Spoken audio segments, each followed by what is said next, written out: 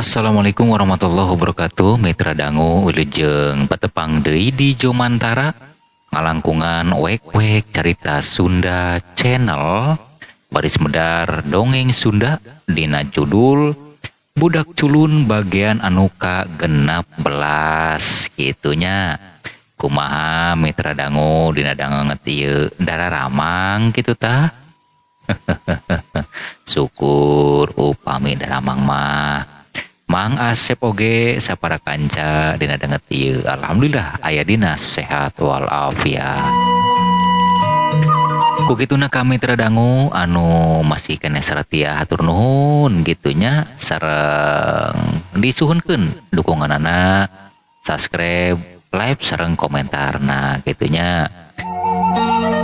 Oke ka mitra dangu tangtosna dina denget ieu tong nyangkolong teuing kana waktos mangga urang dangukeun we kumaha pedaranana ieu dongeng Sunda dina judul Budak Culun bagian anu ka-16. Mangga prung kaparayun.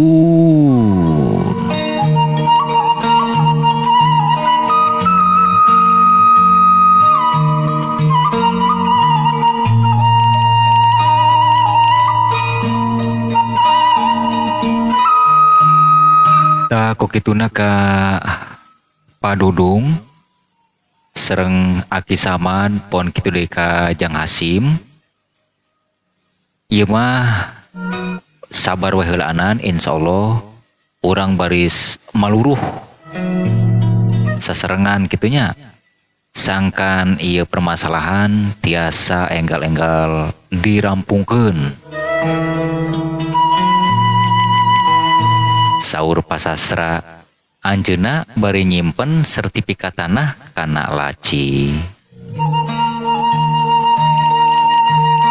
Oh sumuhun teu langkung pasastra jeung ti pihak abdi oge ya moal ciceungeun nya insyaallah baris berusaha lah pikeun ngabantos kana naon anu baris dipaluruh ku pasastra.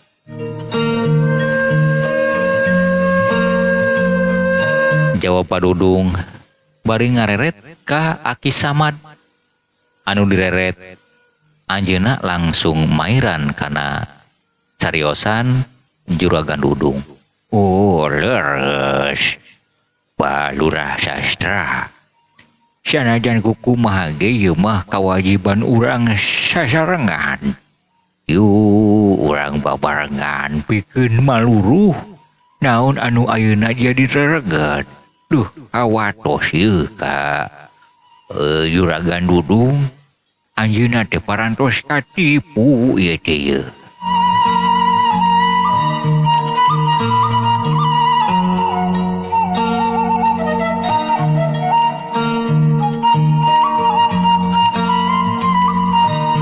Pasastra rada ngahuleng saeutik teu lila anjeunna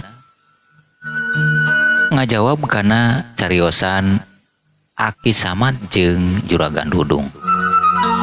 Oh leres ngan kieu ye anu encan ka hartos sim abdi mah. Nah kumaha ieu Pak Dudung bet ujug-ujug hoyong ka dieu. Nah silsilahna kumaha? Ya memang ku Padudung tadi teh encan di jalantrahkeun anu sajalantrahna kitu tah. Oh leres. Pan abdi teh saminggon teu ngalongok-longok tanah anu di sisi leuweung Cirahong saparantosna dipeser teh tah. Kenging saminggu ieu dinten ieu lah dilongo. Nah ngarasa kagetna get luar biasa kitu tah pasastra. Nah kaget kumaha kitu Padudung? Kayuna tatangkalanana nu ageng nu alit sadayana saep dibumbang tah kitu.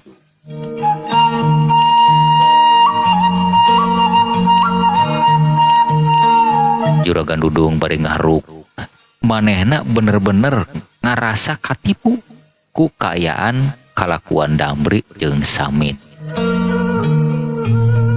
Uluh kitunya karunya teuing ari kitu mah Padudung keun sabar we heulanan.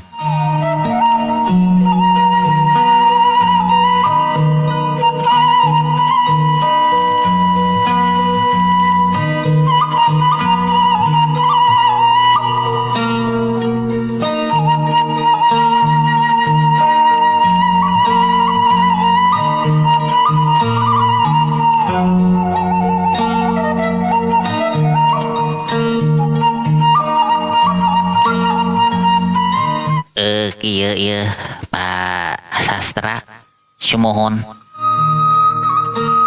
saleresna mah ya Hasim ge rasa kapanasaran anu memang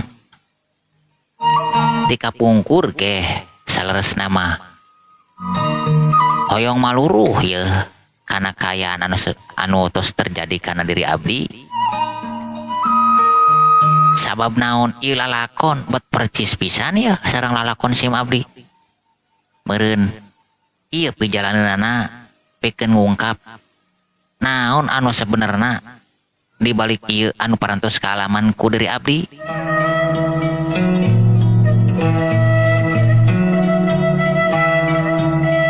Ngomong kitu teh Hasim hari teuteupana mah siga nu kosong. Siga nu keur narawang jauh.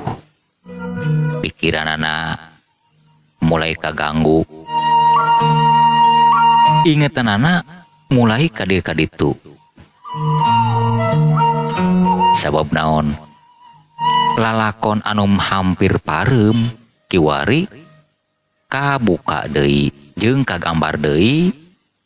Kabayang-bayang deui naon anu geus kajadian waktu 10 tahun ka tukang.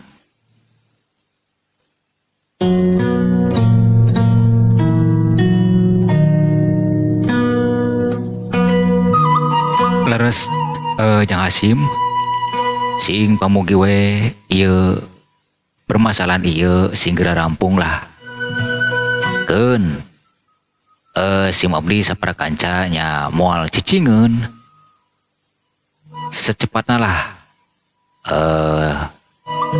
bade bergerak sangkan ieu urang segera kaungkap. Dari kitu mah hatur nuhun ka Palurah Sastra anu parantos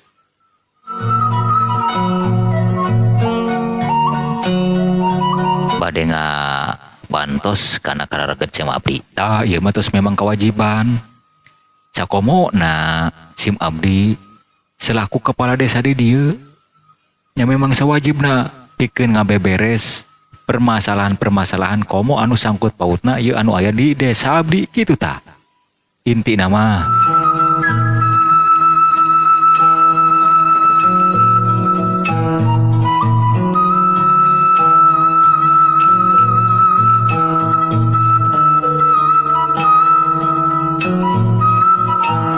Lila Padudung akhirna cengkat arek pamitan. Pon kitu deui Aki Samad jeung Jang Hasim. Hapunten ka Palurah kami di dieu tos ngarerepot.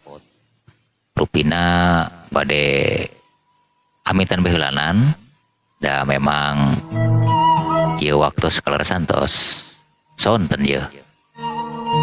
Itu nanti bari nyolongkrong ngajak sasalaman ka Palurah Sastra. Mohon. Atur nuhun ieu. Moga-moga mah urang sing paling kalancaran, teu aya gangguan, oge halangan harungan naon-naon kitu tah. Amin, mudah-mudahan bae. Punten nya. Palurah. Bade pamit we ye. Mangga Ki mangga. Tos pamitan mah leos weh. Juragan Dudung, Aki Samad jeung Jang Hasim ninggalkeun kantor desa Cirahong.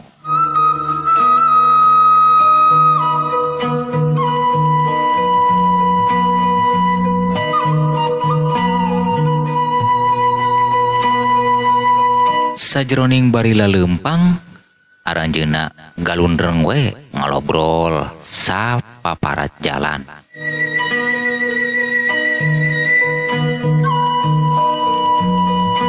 Maranehna ngarasa aneh jeung teu kaharti kunaon bet bisa kieu kaayaanana.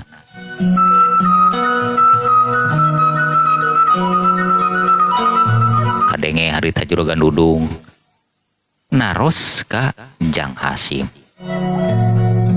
Leuh, bener-bener ieu mah Jang Hasim. Bapak mah bet teu ngarti. Nah, ieu bapak bet bisa katipu kieu ieu. Sanyana ieu mah bapak bener-bener katipuna. Luar biasa ieu mah ieu.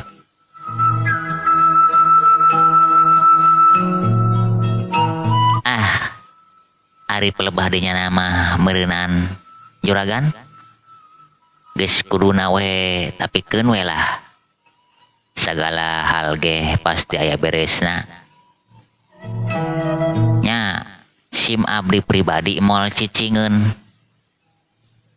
Sabab kadorong ku rasa penasaran. Nah, bet siga sangkut paut jeung kahirupan abdi oge jeung keluarga abdi. Numantak abdi pun Hasim moal cicingeun. Itu Jajang. Dasarna ge kudu mote karo ulah cicingeun. Nu pentingna mah urang ngabogaan rasa yakin jeung ulah parem dina hate urang rasa sumanget pikeun ngungkap naon anu geus terjadi kana diri Ujang. Itu tembal Aki Samad manehna mere sumanget ngarojongan kana naon anu dipimaksud ku Jang Hasim.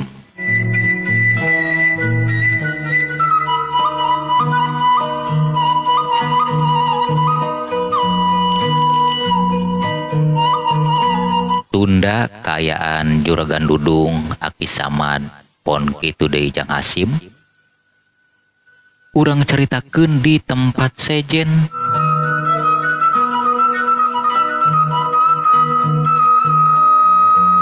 Kocapkeun kaayaan Damri jeung kanca-kancana jeung reng-rengana anu kiwari geus kumpul di paguron guruna nyaeta di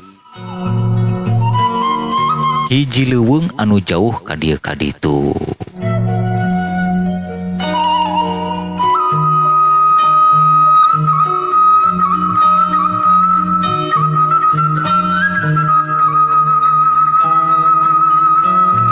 Karara ila lain karak naronjol dah di mana heula yo.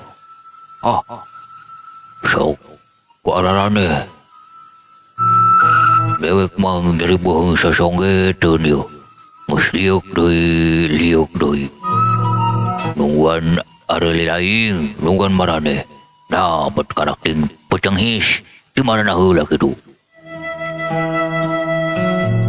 Itu cek hiji kolot meureun eta guruna. Oh mbah biasa heula yeuh. Tos usaha naon anu dipimaksud jeung direncanakeun ku urang. Alhamdulillah mbah. Mbah guru aya dina keberhasilan. Kadara Robanor Sia Samid. Bener bah. Keur naon Samid ngabohong. Komo kanu jadi guru ampun paralun kudu ngabohong sagala lupa.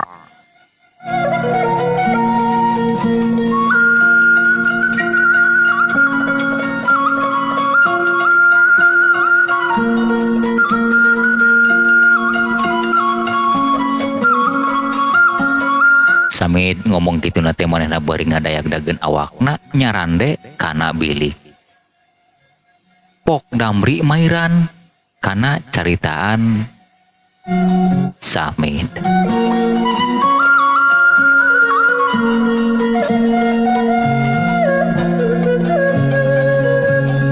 Bener bah, pokoknya mah naon anu dipimaksud jeung anu direncanakeun. Laksana bah, laksana. Beres bah, tenang.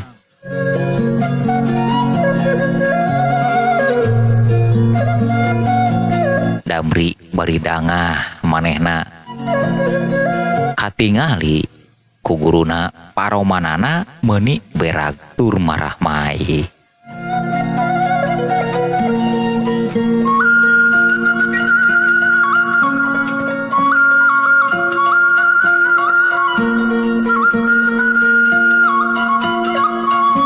Arisya, Kamsa, di mana bayo? Nah, ayo kumaha?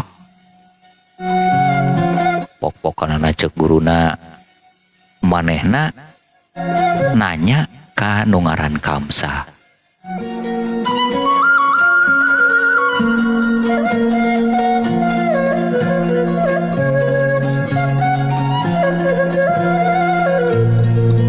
Atuh biasa, Mbah Guru. Pan geus milarian ieu Damri jeung Samit. Meh we putus harapan. Dong duduk papanggih nya alhamdulillah geus kuduna mun diparengkeun panggih. Ya akhirna kieu ka dieu lah balik bareng.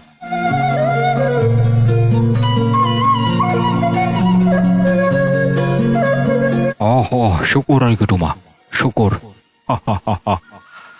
Tapi sakirana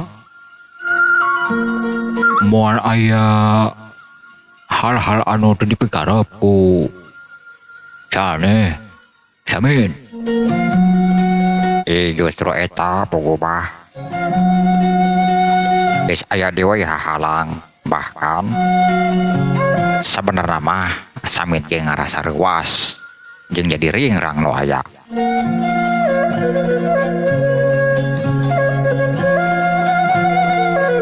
Tembal Samit ngajawab kana pertanyaan guruna.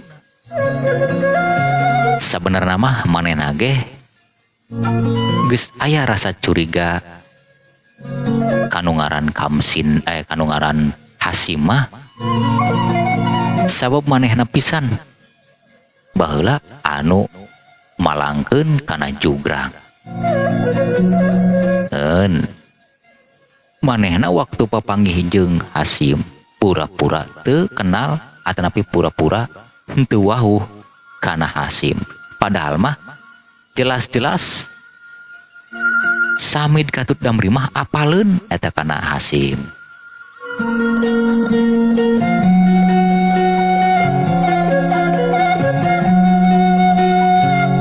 Nah, kumaha kitu, Mit? Tembal guruna nanya deui. Samemeh ngajawab manehna ngareret heula kana Damri anu keur cenekul tutug tuur bari melenyun udud.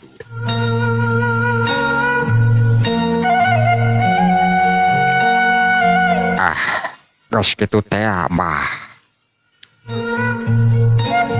siga-siga nama pi panyakitkeun ieu bakal datang ya. Pi panyakitkeun bakal datang maksudna? Ya, anu baheula dibalangkeun ku Samit jeung Damri. Bet mau cengkis hirup deui ku ari bari geus gede. Baru anakna si Husnu gitu nu dimaksud kumaneh. Tembal guruna anu katelah Mbah Cokro manehna ge ngaranjung. Asa-asa terpercaya ngadenge ucapan-ucapan anu jadi muridna nyaeta Samit.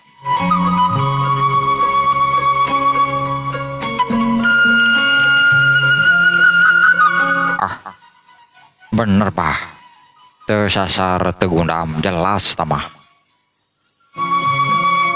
Eta anakna Husnu siga nama hirup deui. Geus moal samar ditinggalian bah, moal samar masih kena ingat. Ngan kiwari kaayana geus dewasa. Geus jadi pemuda, bari jeung pangabisana luar biasa. Nah, mana geus panggih itu. Geus adu jajaten sagala. Ngan ya kami aya dina keok, aya dina eleh. Kitu pokokanana Samid atuh pugu we. Mbah Cokro manehna ngahuleng.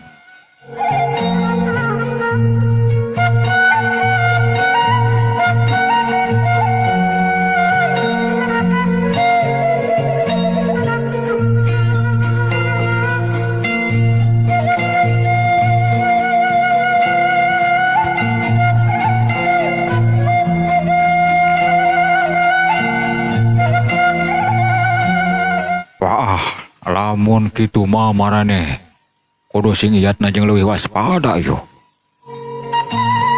Ieu jelas-jelas bakal ngabahayakeun yo. Tana mata eta ieu mah kudu kumaha ieu. Ieu mah merdeh ka guru kumaha carana eta nu ngaran Hasim sangkan gara-gara podar tah guru.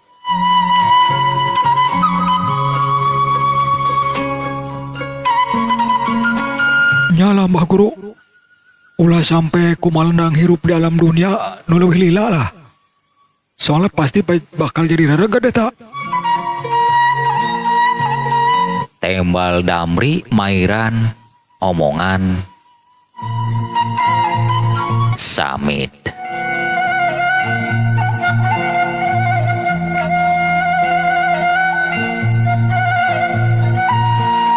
Ari Kamsa jeung baturna mah cicing we ngahararenen we teu ilu nimbrung obrolan. Soalna maranehna mah can pati pahameun naon anu geus terjadi jeung naon anu dipilampah ku Samid jeung Damri.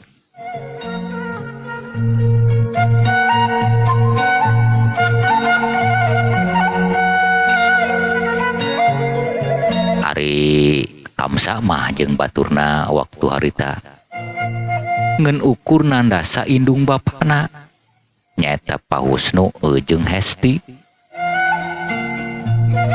Ari anu ngaran Hasimah waktu harita memang Samid jeung Damri anu ngalakukeunana geus wajar maranehna kiwari ngarasa was-was.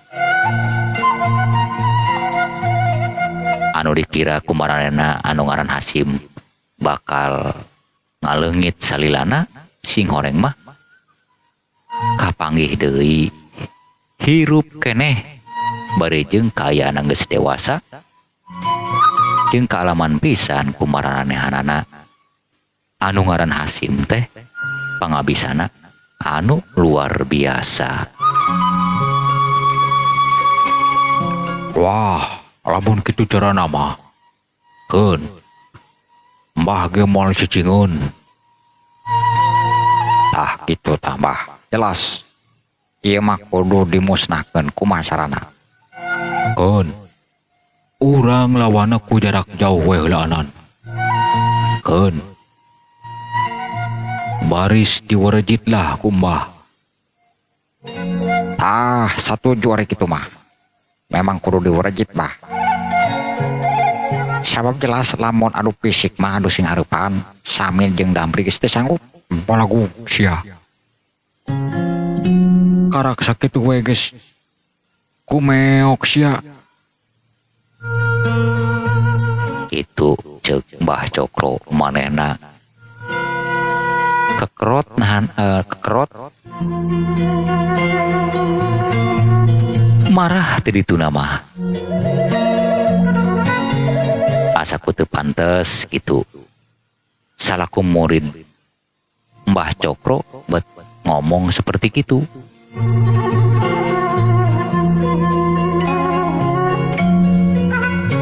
Pangabisa ti aing ge yeuh ngabadeg keneh. masih kene loba rek kumaha geura. Keun lamun memang maraneh teu wani diteluh we lah urang. Itu pok-pokanana Mbah Cokro manehna ge kasigeng ku kaayaan Hasim anu geus bisa ngarubuhkeun dua muridna.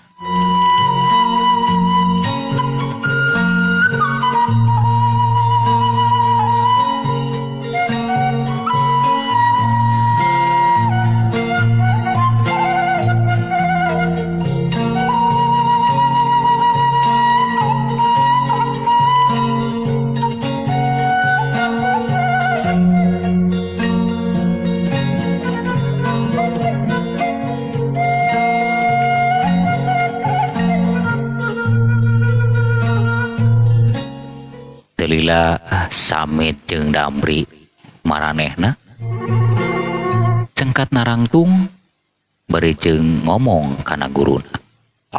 Kieu we lanan Mbah Guru. Samemeh urang ngobrol ngalir ngidul anu leuwih panjang. Yah, Samit jeung Damri rek kacai heula yeuh asa hareudang kitu tah. Ya Mbah ya, rek mandi heula yeuh. Kayak udah ngobrol sama ya guys bebersih lah. Teu nunggu jawaban deui maranehna curut-curut tarurun rek muru ka pancuran.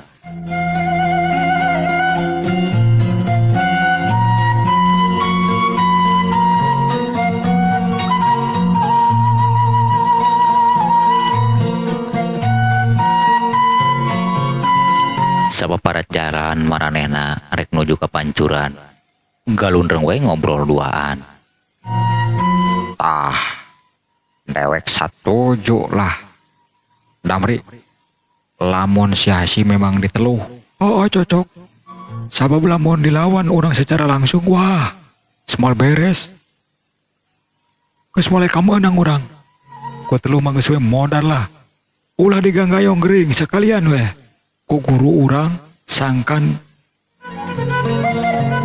paeh sekaligus. Lah dewek lah anu ngomong mah tanggung jawab lah urusan kadinya mah. Itu pok-pokanana teu lila maranehna anjog ka pancuran rek bebersih.